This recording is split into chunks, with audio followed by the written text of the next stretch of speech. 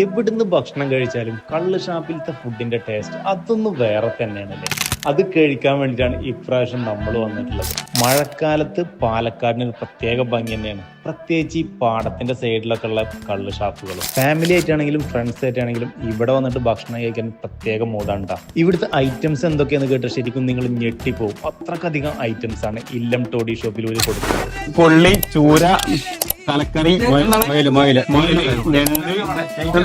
താറ പറ്റിച്ച് ഇത് കക്ക പോർക്ക് ഫ്രൈ, നാടൻ കോഴി പെരട്ട്, ഇത് നാടൻ കോഴി പെരട്ട്, ലിവർ ബീഫിന്റെ, ഇത് പോത്ത് ചാപ്സ്.